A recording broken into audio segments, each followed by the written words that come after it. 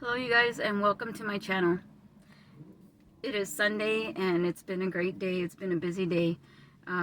Worked a couple of days with Gary, and I'm coming at you guys a little late because we've been doing a lot of moving. I moved my things from Phoenix to San Diego. I moved into my own apartment recently, and just trying to get things back on track with myself, with my relationships. And it's really important to start with your immediate circle, right? And so for me, that is my significant other, and that is Elijah, my son. It's getting dark out, so I hope you guys can focus on the video, and I'm not having all these distracting things around me going on. But I didn't make a video last weekend, and I kind of left you guys hanging. So I want to keep my word, at least to myself, which is that I want to make a video once a week, and I want to upload it, and it's on my channel Born Anew, and it is just using things that I go through as a baseline for bringing up things of like current events, what's happening now, and how we can grow with that. And today I was thinking about a topic, and I really, for some reason, I kept wanting to talk about my apartment. I've recently gotten a new apartment, and no, it is not my dream apartment. It's not as big as I would like. It's not as fancy. It's not in the best of neighborhoods. But you know what? It is a blessing. And it's for me to get back to where I was happiest, which is in my own place, which is to provide a home for my son, so that he could come back and live with me. It is a place where I would like to have my family and friends come and visit. And I'm reminded to appreciate it more because everybody out there isn't in the best of circumstances, and there are people that are looking for homes. There are people that are staying with family members. There are people out in the streets homeless, and I never thought that I would be able to relate to that. And it's really hard for me to feel down about my small apartment and what it lacks when I know for sure that being out on these streets is not easy. I didn't go through, like, let me reel it back in. I didn't have like the worst of experiences. My son has. My son has, with his mental illness, he has been outside and slept outside on the streets more than I want to admit, and I have stayed in motels, and this is all in this year, okay? I don't want you to think that I'm bringing up something that's not current. And how did that all happen? Well, COVID hit. Things got really hard for my son, like I did with the whole masking thing, and you know, having to stay home and not being able to go everywhere unless you had a mask and you were practicing those social distancing new ways of doing business. My son needed me there, and I needed to be home. And then before you knew it, I wanted to be with family, and that took me to Phoenix. And before you know it, I wasn't taking care of number one, which is always make sure that you have a roof over your head. I remember that growing up, that they said, a car is nice and all, but once you get a job, one of the very first things that you got to take care of is a place to stay, like, because that's going to teach you your responsibilities in bill paying, in paying the house first, and then once you get that situated in your mind, okay, bills, then myself, and then the rest of and you may disagree, you may pay yourself first, and then you may pay bills. I'm not saying in what order you should take care of your finances, like tithes go in there, and but what I bring it up to say is that I wasn't taking care of that, and somehow I lost hold of what's important, and that is our safety, right? Which is Maslow's hierarchy. I remember going over that in class, where you take care of your home needs, like your shelter and your safety. Well, I didn't do that, and here I am.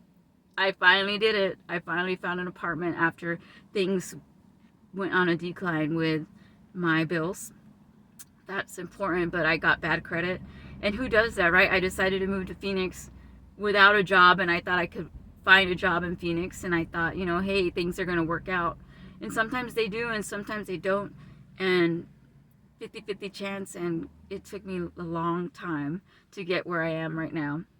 And that brings me back to what this video is about, which is being responsible for what you are given so that you may be blessed with more.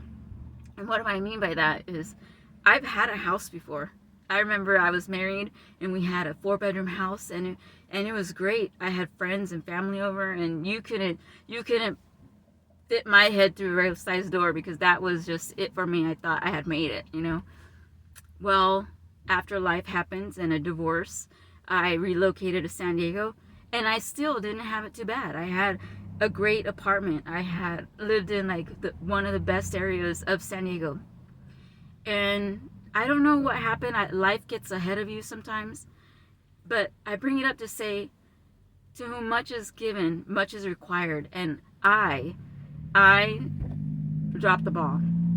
And I experienced some life experiences that I'm not too happy about, but they made me stronger. And during this time of COVID, homelessness has the homeless crisis. I don't even know how to call that. Maybe you guys put it in the comments.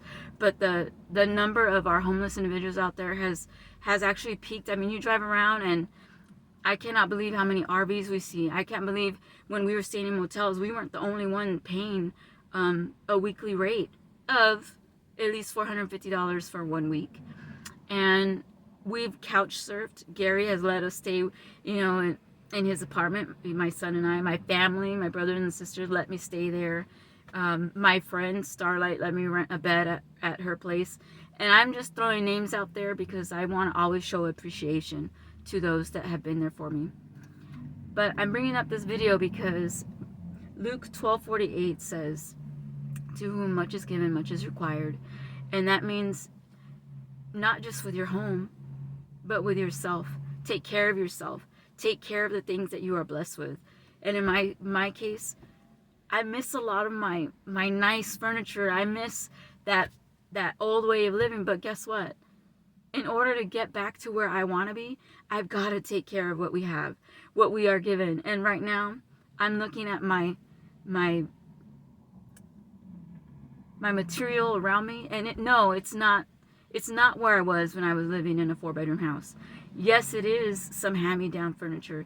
Yes, it is something that I bought at Walmart. And I'm not talking down on that at all. I just want you guys to know that sometimes when you have to start over again, you got to appreciate it. Because once you start appreciating those blessings, I guarantee you that you're only going to do better. You're only going to see more blessings come. And if you keep trying, there's no way you could lose. And I'm not here trying to make a video for you guys to feel sorry for me. I want us to be aware of the homeless crisis. I want us to be aware that there are individuals that need our compassion, our prayers, and that we need to be vigilant in the fact that our neighbors aren't always doing the best, and that we got to be better neighbors or friends and better family members, because it can happen to anybody. But right here, right now, I'm telling you, I'm going to listen to Luke 12:48, and I'm telling myself, to whom much is given, much is required. And so if I want that big house, if I want that fancy car, I'm appreciating this little car that I just got. It is a blessing. And I just got this because not too long ago I lost my other vehicle. But I've managed to find a job. I managed to get a car. I managed to be blessed with an apartment with a landlord that took a chance on me. I had a co-signer, and I had a, you have to get back in your finances. And what is that? That's responsibility. If you want the small things in life, you got to put in the work. And if you want it to be eventually something that turns into something great, you just got to keep at it. And I'm just here to tell you that if I can do it, you could do it. I hate cliches, but they're what's motivating me right now. And they're what's motivating me to keep my eye on the target, which is one day I'm going to get a house. And right now I'm giving myself a year from right now. So we're in August, and hopefully next August, I'm telling you guys that I've been pre-approved for a home loan. And I don't care where it is. I don't care if I hear 5 no's. I'm telling myself that that's what I'm going to do. And in order to get there, I have to be responsible with my finances right now. I have to appreciate my job right now. Thank you that I have a job. And I start very soon, and that's another video. But see what I'm saying? Just put in the effort. Don't give up. And know that somebody like me, I've been couch surfing with my son since October. And I would have never thought I'd been here. I would be here. Hell, Gary would have never thought I would be here. When we met, I was more responsible. I had a job I could be proud of. And things were just steady, right? My family didn't have to worry too much about me. But I'm going to go ahead and close this video. I don't know. I'm happy. I'm giving thanks. And I'm just telling you, just don't give up. Know that you can be where you want to be with a little bit of effort. And no matter how much you hear no, no matter how many times you hear no, don't give up and just keep trying. And let's take care of what we got and watch it turn into more. Y'all take care. Love you, and God bless you.